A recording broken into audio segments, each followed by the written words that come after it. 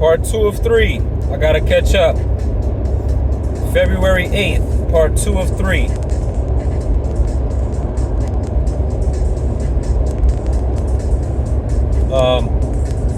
Who starts a video yawning? But you know, this is straight up. This is straight up. This is unfiltered. No edits.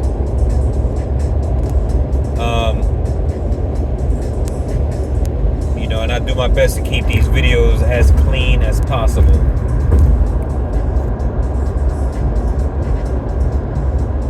You know, I just, you know, I want the family to be able to listen to this, to listen to these videos. You know what I mean? If it's if you hear me rapping or singing or doing any kind of art, you know, watch out. But if it's this dialogue, then you know, there's a great chance that it'll be clean. Part 2 of 3, February 8th.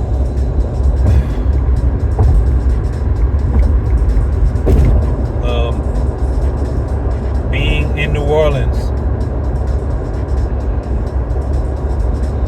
Being in New Orleans.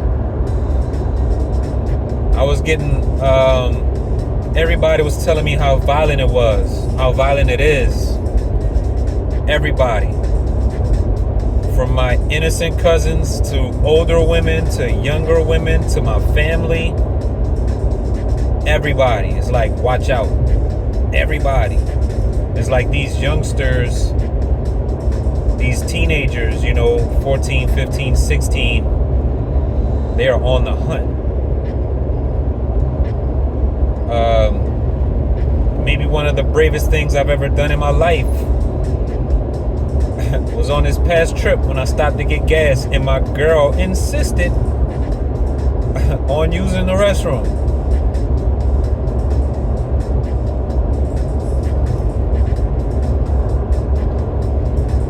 You know, I'm like, you know, hey, here we go. Here we go. This is the test. And you know, hey, I'm here.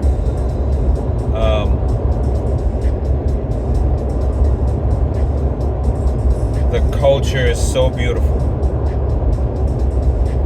We had a hotel right off Canal Street. You know, so we were able to walk to Canal Street, cross, and walk down Bourbon Street, and stopped in as many places as we could. New Orleans is just, man, there's nothing like it. My girl, we went to. She said New Orleans is better than New York, and we went to New York during a pandemic, and we had New York to ourselves, and we had a hotel on Times Square, and I think New York is incredible. I think New York is incredible, but I think it's incredible as a playground, you know. But I don't think it has nearly as much flavor as New Orleans. You, listener, viewer, go to both of these places and you tell me which city is better. You know?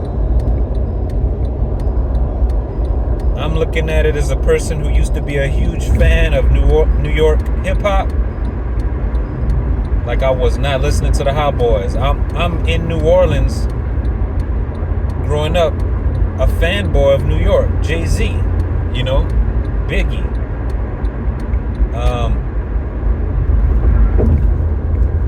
But in retrospect, if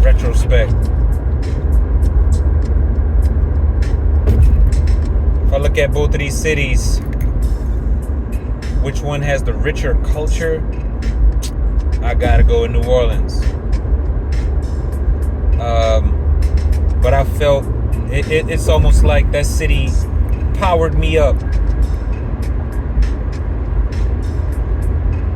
It's It's almost like that city powered me up.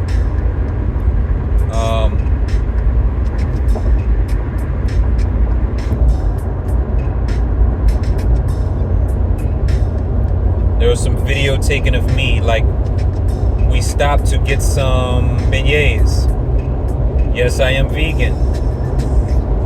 The only cheat meal I'll have is a beignet. That's the only cheat meal. That's the only cheat meal I'll have. I gotta get the beignet, bro. Let me know when you find a good vegan beignet. Let me know. I'll try it. It's hard to find a good beignet, period. But the last time we were in New Orleans, Cafe Du Monde didn't have very good beignets. It's like the king, like Cafe Du Monde is the king as far as I'm concerned. And I was like, man, what is going on? But I tried them, a few days ago, and they were fantastic. They were phenomenal. And the reason I bring up the beignets is because this story is probably going to bore the heck out of people, but it's my story. Growing up in this place and being from New Orleans, after getting my beignets, and we needed to walk back to the hotel. We needed to walk back, before the Uber that was going to take us to the hotel, to the airport, left. We had to make it to the hotel, We can't miss this flight. As I'm walking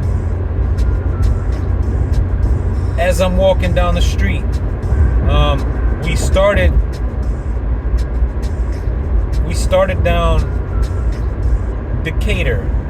Cafe Du Monde is on Decatur. We're walking down Decatur back to the hotel, which was a 20-minute walk. I have these beignets in my hand, and I just had a flashback of all the tough guys, all the street dudes, all the guys I used to see, growing up, the gangsters and the hood dudes.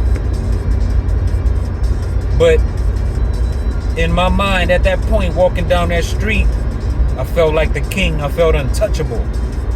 You know what I mean? It's like I felt this surge of energy. And after not being in that city for so long, I needed that. And it just reawakened something in me that was just sleeping.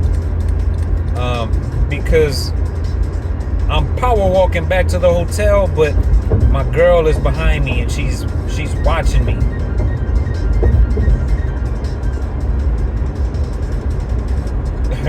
And she was like, man, it was almost like you was walking with a bop. You know what I mean?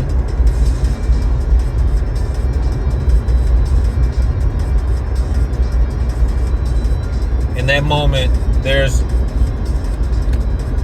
nobody.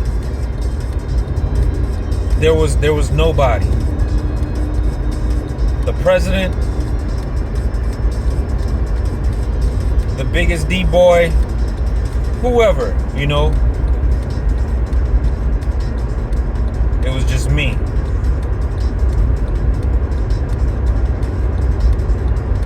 And my biggest thought was,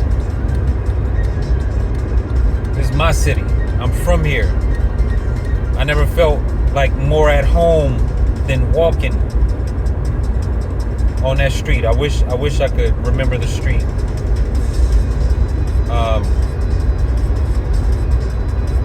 But yeah,